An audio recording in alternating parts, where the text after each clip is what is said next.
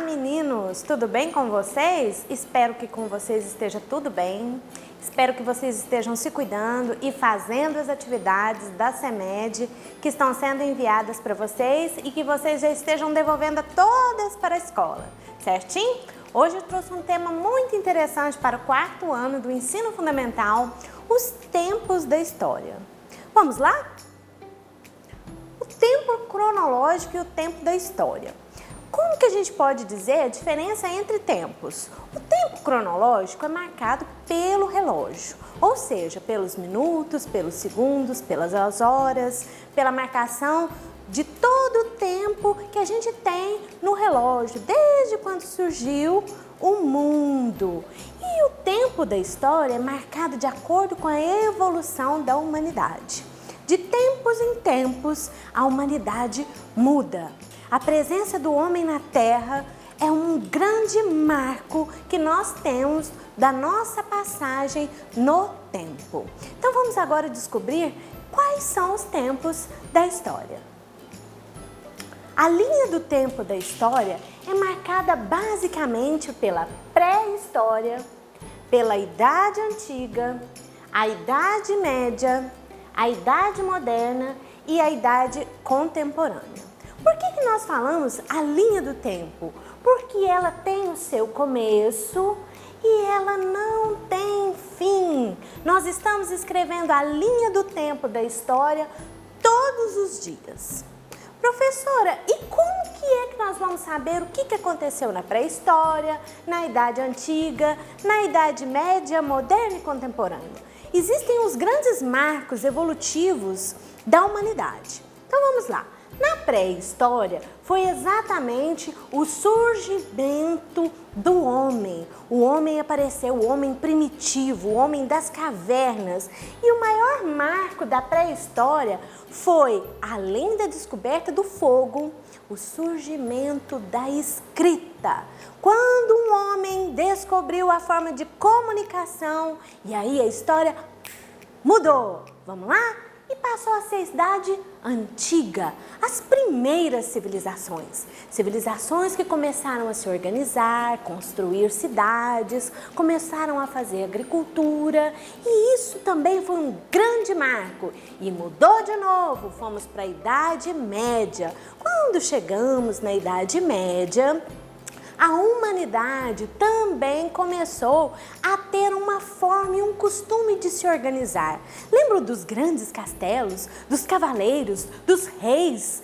Essa é a Idade Média. E a Idade Moderna? Idade Moderna foi das grandes descobertas científicas. Nós começamos a investigar o mundo, o porquê das coisas, onde vivemos, para onde vamos. E a Idade Moderna surgiu.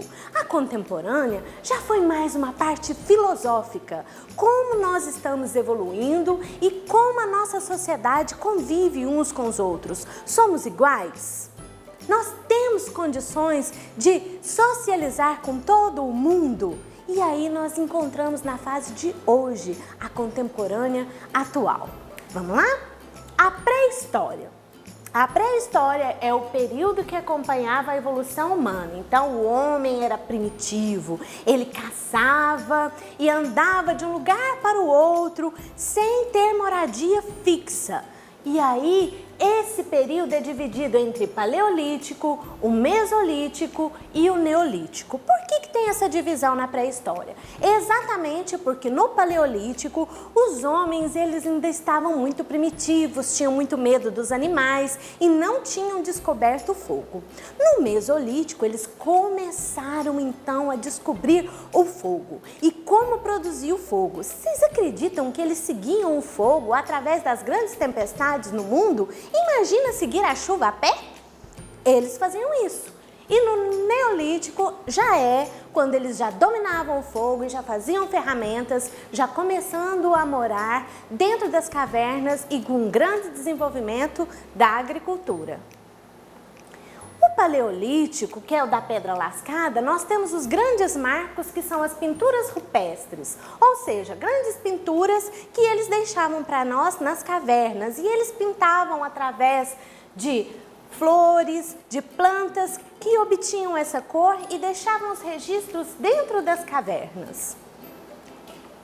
O Mesolítico, que é a fase intermediária, onde eles já começaram a caminhar e ir atrás das tempestades. Eles já sabiam que o fogo tinha o poder de proteção, que sabiam que ele servia para afastar os grandes animais. E então eles começaram a se locomover de um lugar para o outro, procurando sempre o fogo.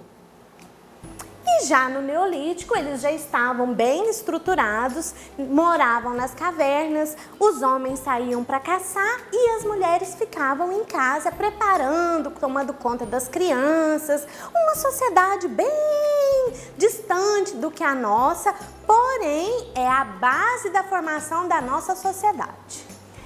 Na Idade Antiga, quando começa a surgir as primeiras civilizações, a grande característica de tudo é que eles são formados geralmente entre os rios. Por que eles precisavam morar entre os rios, professora? Porque eles não tinham outra forma de encontrar água e ter em sua casa o acesso de lavar os alimentos, beber a água, fornecer água para as plantações se não fossem perto dos rios. E a primeira civilização que surgiu foram os sumérios, os antigos povos da Mesopotâmia. A Mesopotâmia foi uma grande cidade onde eles construíram pirâmides e essas pirâmides continham animais e jardins e eles também começaram a se comunicar inventando uma forma de alfabeto. Olhem que interessante, nós estamos falando de uma idade muito antiga e eles já tinham como se comunicar e escrever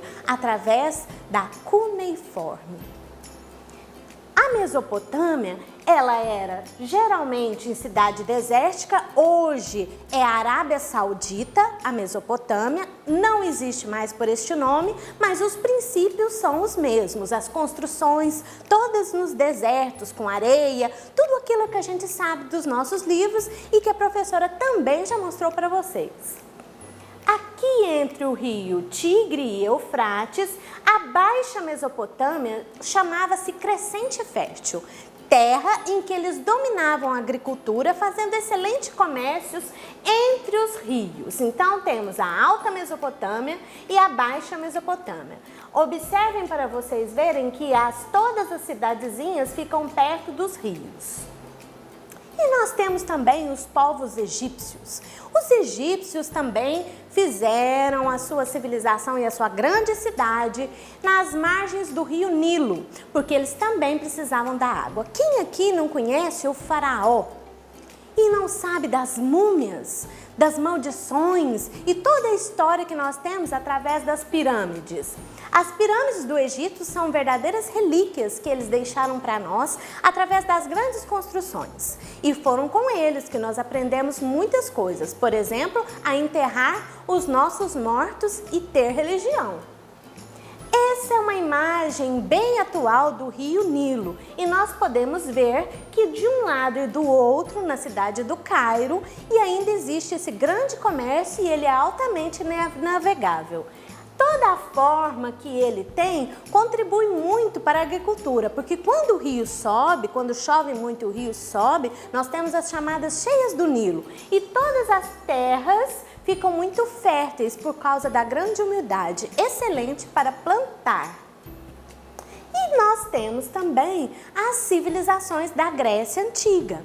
A Grécia Antiga ficou conhecida como uma grande passagem de educação através dos nossos filósofos, Platão, Sócrates, Aristóteles, para toda a humanidade.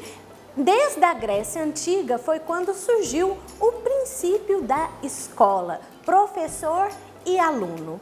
Excelentes escultores, eles faziam a forma humana de uma maneira maravilhosa, talhada em pedras, principalmente no mármore, e suas grandes esculturas através das construções. Observem como é talhado as grandes construções para honrar os seus deuses. Eles têm muito a ver com a nossa mitologia e com a nossa religiosidade. Já na Roma Antiga, eles incorporaram através das guerras o princípio da cultura dos gregos. E aí toda a população saudava um grande imperador, que era um grande herói, um grande rei na época, e que ele comandava um grande exército. A maioria dos imperadores são sempre desenhados pelos grandes escultores, deixando toda a relíquia em pedra dessas grandes cidades que existiram na Europa. Já na Idade Média, essas grandes descobertas, elas param um pouco. Por quê? Porque na Idade Média, os reis, os nobres, os padres, conhecidos como clero, eles começavam a intervir na sociedade. Intervindo na sociedade na maneira de como você deveria falar, como você deveria se vestir, porque eles não concordavam do jeito que as coisas estavam fluindo até esse momento. Então, essa grande intervenção da igreja fez com que a Europa medieval ficasse estagnada, parada por um grande tempo, conhecida até como Idade das Trevas, porque as pessoas não podiam agir livremente, não poderiam casar com quem quer que elas quisessem, estavam sempre determinadas por uma classe social, só uma classe social, ou seja, só um nobre casava com uma pessoa que era nobre, só um servo casava com uma pessoa que era servo. Isso ficou muito tempo, e as questões que eles tinham para poder conduzir a sociedade, principalmente a política, era através dos grandes reis.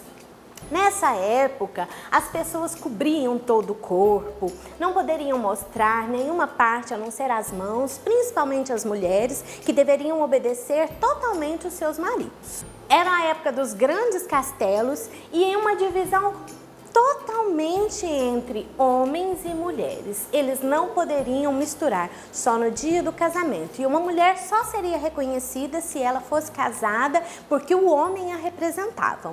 Imagine se nós vivêssemos nessa época. E a igreja simbolizava realmente os costumes de como nós deveríamos nos comportar. Esse exemplo do castelo dava proteção na época para toda a população que vivia neste reino, porque os grandes invasores iam entrar nos castelos. Então os reis com seus cavaleiros protegiam a população. Esse sistema ficou conhecido como feudalismo. E o feudalismo teve muitas consequências.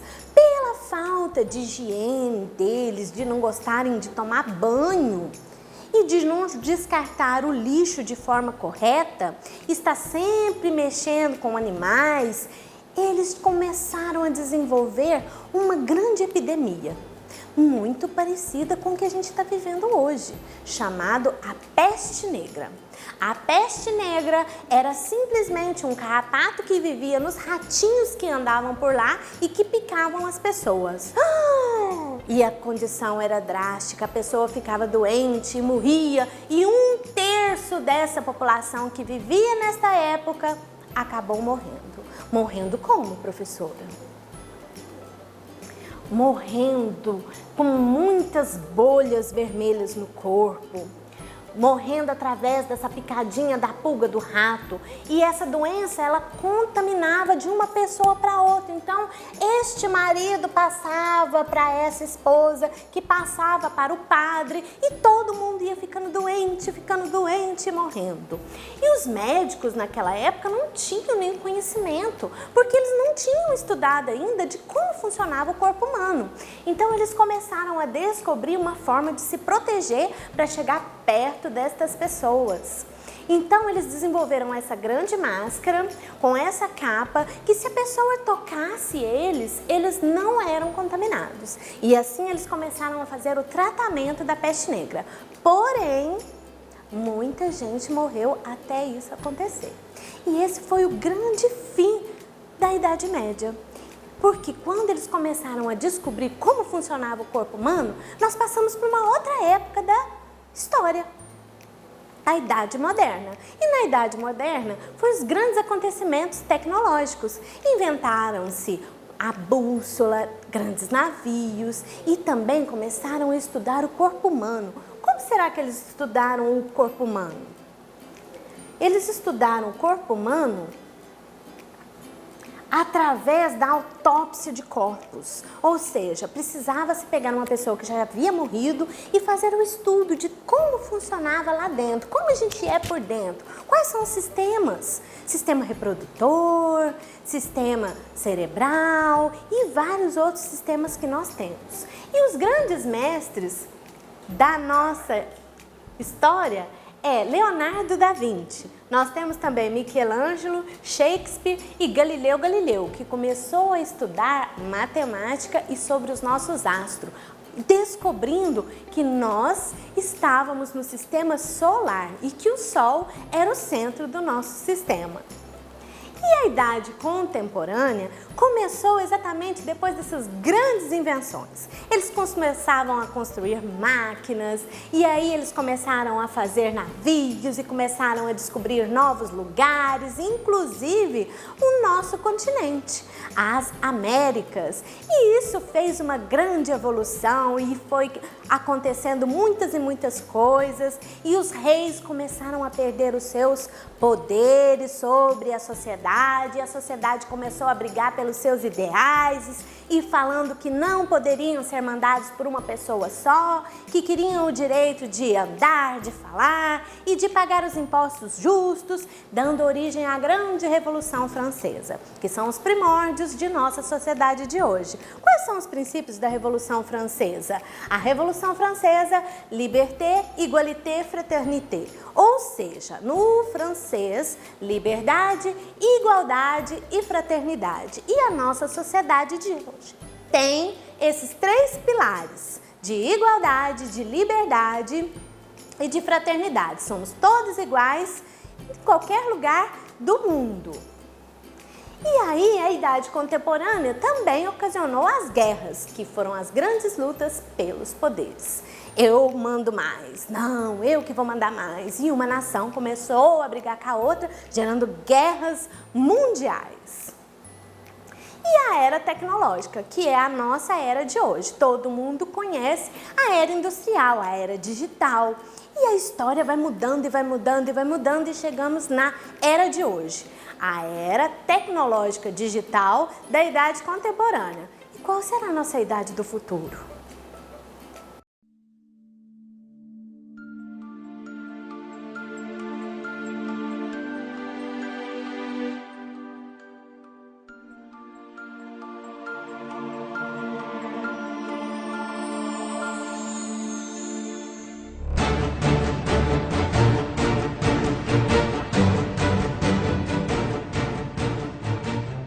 Em 1998, a Kodak tinha 170 mil funcionários e vendeu 85% de todo o papel fotográfico vendido no mundo. No curso de poucos anos, o modelo de negócios dela desapareceu e eles abriram falência. O que aconteceu com a Kodak vai acontecer com um monte de indústria nos próximos 10 anos. Você poderia imaginar, em 1998, que 3 anos mais tarde você nunca mais iria registrar fotos em filme de papel? No entanto, as câmeras digitais foram inventadas em 1975. Assim como acontece com todas as tecnologias exponenciais, elas foram decepcionantes durante um longo tempo, até se tornarem imensamente superiores e dominantes em poucos anos. O mesmo acontecerá com a inteligência artificial, saúde, veículos autônomos e elétricos, com a educação, impressão em 3D, agricultura e empregos. O software irá destroçar a maioria das atividades tradicionais nos próximos 5 a 10 anos. O Uber é apenas uma ferramenta de software. Eles não são proprietários de carros e são agora a maior companhia de táxis do mundo. A Airbnb é a maior companhia hoteleira do mundo, embora eles não sejam proprietários.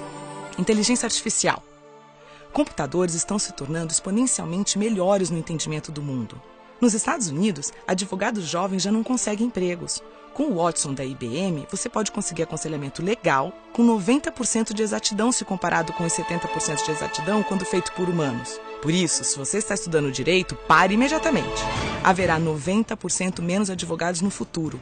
Apenas especialistas permanecerão. O Watson já está ajudando enfermeiras a diagnosticar câncer, 4 vezes mais do que enfermeiras humanas. O Facebook incorpora agora um software de reconhecimento de padrões que pode reconhecer faces melhor que os humanos. Em 2030, os computadores se tornarão mais inteligentes que os humanos. Veículos autônomos. Já em 2018, os primeiros veículos dirigidos automaticamente aparecerão ao público. Ao redor de 2020, a indústria automobilística inteira começará a ser demolida. Nossos filhos jamais necessitarão de uma carteira de habilitação ou serão donos de um carro. Isso mudará as cidades, pois necessitaremos 90-95% menos carros para isso. Poderemos transformar áreas de estacionamento em parques. Cerca de 1.200.000 pessoas morrem a cada ano em acidentes automobilísticos em todo o mundo. Temos agora um acidente a cada 100.000 quilômetros. Mas com veículos autodirigidos, isso cairá para um acidente a cada 10 milhões de quilômetros. Isso salvará mais de 1 milhão de vidas a cada ano. Companhias tradicionais de carros adotam a tática evolucionária e constroem carros melhores, enquanto as companhias tecnológicas, Tesla, Apple, Google, adotarão a tática revolucionária e construirão um computador sobre rodas. Eu falei com um monte de engenheiros da Volkswagen e da Audi. Eles estão completamente aterrorizados com a Tesla. Companhias seguradoras terão problemas enormes, porque sem acidentes, o seguro se tornará 100 vezes mais barato. O modelo de negócios de seguros de automóveis deles desaparecerá. Os negócios imobiliários também mudarão. Pelo fato de poderem trabalhar enquanto se deslocam, as pessoas vão se mudar para mais longe para viver em uma vizinhança mais bonita. Carros elétricos se tornarão dominantes até 2020. As cidades serão menos ruidosas, porque todos os carros rodarão eletricamente. A eletricidade se tornará incrivelmente barata e limpa. A energia solar tem estado em uma curva exponencial por 30 anos, mas somente agora você pode sentir o impacto. O preço da energia solar vai cair de tal forma que todas as mineradoras de carvão cessarão atividades ao redor de 2025. Com eletricidade barata, teremos água abundante e barata. A dessalinização agora consome apenas 2 kWh por metro cúbico. Imagina o que será possível se cada um tiver tanta água limpa quanto desejar, quase sem custo. Saúde. Teremos companhias que irão construir um aparelho médico chamado Tricorder, na série Star Trek, que trabalha com o seu telefone, fazendo o escaneamento da sua retina, testa a sua amostra de sangue e analisa a sua respiração por meio de bafômetro. Ele então analisa 54 biomarcadores que identificarão praticamente qualquer doença. Vai ser barato de tal forma que em poucos anos cada pessoa desse planeta terá acesso à medicina de padrão mundial praticamente de graça. Impressão 3D. O preço da impressora 3D mais barata caiu de $18 mil para $400 em 10 anos. Nesse mesmo intervalo, tornou-se 100 vezes mais rápida. Todas as maiores fábricas de sapatos começaram a imprimir sapatos 3D. A estação espacial tem agora uma impressora 3D que elimina a necessidade de se ter um monte de peças de reposição como era necessário anteriormente. No final deste ano, os novos smartphones terão capacidade de escanear em 3D. Você poderá escanear o seu pé e imprimir sapatos perfeitos em sua casa. Na China, já imprimiram em 3D todo um edifício completo de escritórios de 6 andares. Lá por 2027, 10% de tudo que for produzido será impresso em 3D. Oportunidades de negócios. Se você pensa em um nicho no qual gostaria de entrar, pergunte a si mesmo: será que teremos isso no futuro? E se a resposta for sim, como você poderá fazer isso acontecer mais cedo? Se não funcionar com seu telefone, esqueça a ideia. E qualquer ideia projetada para sucesso no século XX estará fadada a falhar no século XXI. Agricultura. Haverá um robô agricultor de $100 no futuro. Agricultores do terceiro mundo poderão tornar-se gerentes de suas terras em vez de trabalhar nelas todos os dias. Atualmente, cerca de 30% de todas as superfícies agriculturáveis são ocupadas por vacas. Imagine se tais espaços deixarem de ser usados desta forma. Há muitas iniciativas atuais de trazer proteína de insetos para o mercado. Eles fornecem mais proteína que a carne. Deverá ser rotulada de fonte alternativa de proteína, porque muitas pessoas ainda rejeitam ideias de comer insetos. Existe um aplicativo chamado Moody's. Significa estados de humor em português. Ele já é capaz de dizer em que estado de humor você está. Até 2020 haverá aplicativos que podem saber se você está mentindo pelas suas expressões faciais. Imagine um debate político onde estiverem mostrando quando as pessoas estão dizendo a verdade e quando não estão. Longevidade. Há 4 anos, a expectativa de vida costumava ser de 79 anos e agora é de 80 anos. Atualmente, a expectativa de vida aumenta uns 3 meses por ano. Por volta de 2036, haverá um aumento de mais de 1 ano por ano. Ou seja, todos passarão a viver vidas longas, possivelmente bem mais que 100 anos. Educação. Os smartphones mais baratos já estão custando $10 na África e na Ásia. Até 2020, 70% de todos os humanos terão um smartphone. Isso significa que cada um tem o mesmo acesso à educação de classe mundial. Estamos vivendo a 4ª Revolução Industrial. Bem-vindos! E então, gostaram do futuro? Como que será essa nova fase do futuro? Só esperando acontecer e escrevendo uma nova história. Beijos, meninos!